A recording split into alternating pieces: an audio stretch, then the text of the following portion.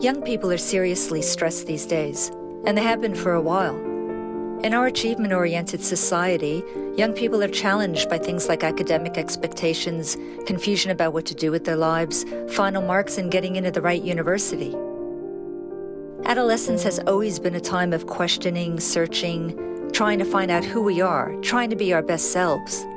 At school, everyone's trying to fit in, trying to be liked, to have friends and opportunities. But that's taken on new meaning today with social media. Likes, emojis, and filters present an altered reality that has changed the landscape for everyone. People of all ages, but especially young people, continue to chase impossible ideals. Everyone's worried about having the perfect skin, the perfect body, the perfect face, having the perfect boyfriend or girlfriend, the perfect grades, the perfect job. And when they fall short, young people feel like they've failed. Walk into any high school and there are so many issues bubbling beneath the surface.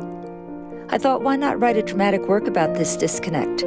A series of imagined stories based on what young people were thinking and feeling, with the aim of encouraging them to look outwards, to find strength in connections. That's how Fragments was born.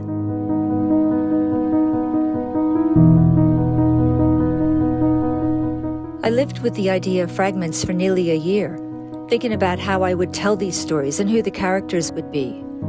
When I finally sat down to write the script in late 2017, the words poured onto the page. It was as though I had been mulling things over for so long that the ideas came out fully formed. Feedback on an early script came from a variety of sources before the monologues were workshopped in Sydney for a development showing at the Pioneer Theatre in late 2018. Some of the monologues were performed at various theatre festivals in Australia and even in Hollywood. The work was interrogated as part of a creative development in Canberra and then developed further as part of the Street Theatre's First Scene program with an amazing cast of young actors. Fragments debuted at the Street Theatre in October 2019, programmed for Mental Health Month. The work seemed to resonate strongly with audiences. That's a playwright's dream. For a while, I felt like writing grant applications was my day job and working on Fragments my other full-time job. But the hard work paid off. Funding for writing and developing the script and for the stage production at the Street came from several sources, most notably the ACT government through Arts ACT, which supported various stages of the work, and also LJ Hooker Canberra City, who was a corporate sponsor for the production. Fragments features 8 interconnected monologues, each inviting us into the interior world of a character. The characters are students at the same high school except for one who recently graduated, and each is struggling in some way. One has severe anxiety but internalizes their fear, wearing a mask to tell everyone that they're okay. A neurodivergent character refuses medication that'll make him think like everyone else. Another character with a highly dysfunctional home life craves connection, and yet another struggles with body image, relying on Instagram filters for praise, but soon losing herself in an altered reality. Ultimately, Fragments is a journey from isolation and vulnerability to hope in the many possibilities that come from life, even when someone is feeling at their lowest. For Fragments, I wanted to reach young people through young people. Peers carry weight and power, talking to each other even about complex issues like mental health. I needed to make sure the work was credible and the stories authentic and relatable to young people and their families without being didactic. And that's often easier said than done.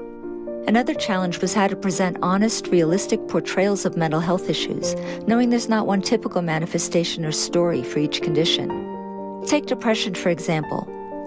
Of 30 people diagnosed with depression, there will certainly be some overlap of symptoms and behaviors, but on a subjective level, each person would undoubtedly experience a unique journey.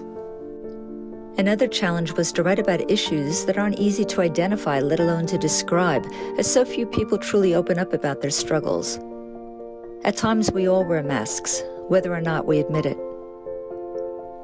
On a storytelling level, I always believed that the whole of Fragments was greater than the sum of its parts. So another challenge, right up to production, was determining how the monologues should overlap and dissect, to what extent the characters should feature in the lives of each other, and whose journey should sit on top of the monologues, driving the action, adding tension and shifting the stakes. In early 2020, not long after the Fragments production, the bushfires hit, followed by the pandemic, and this was perhaps the greatest challenge of all. My plans to bring Fragments to schools evaporated virtually overnight, as did options for publication. But thanks to additional funding from Arts ACT, I was able to revisit and reshape the play post-production and to publish it under my imprint, Big Ideas Press. Educators who road-tested the work have said it's an ideal resource for schools. The book's modular format and multidisciplinary study guide offer a great deal of flexibility for use in the classroom across several subjects.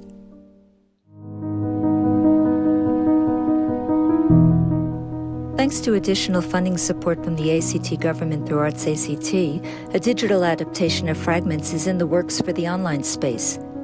There are 8 directors involved, each one bringing their unique creative vision to a monologue. The challenge is to ensure that the pieces hang together as a unified whole, creatively, conceptually, and cinematically, and this has been another learning curve for me, but an exciting one. I feel privileged to be working with such an amazing team, and I'm really looking forward to bringing this new work to audiences soon. Not surprisingly, rates of anxiety and depression have increased in response to the pandemic. The upside of this is that governments and communities are starting to speak more openly about mental health and to devote additional funding. But there's still a stigma. When stress at work is too much, we say we're having a mental health day. The language we use to describe mental health issues, mental health disorders, mental health problems, mental health illness, is negative, a deficit-based view of mental health. It's time to reframe mental health in a more positive way. We all have our up and down days. The goal shouldn't be the impossible ideal of perfect mental and physical health, but balance, supported by resilience, because life has a habit of throwing us a curveball or two, usually when we least expect it. I prefer to think of mental health in circular terms. Our circles overlap with those of the people in our lives, and we can be a salve to each other, drawing strength from our connections, if we can speak openly without fear of judgment. My hope is that Fragments, in some small way, encourages people to speak openly. It's only then that we can chip away at the stigma that still prevents so many people from seeking help.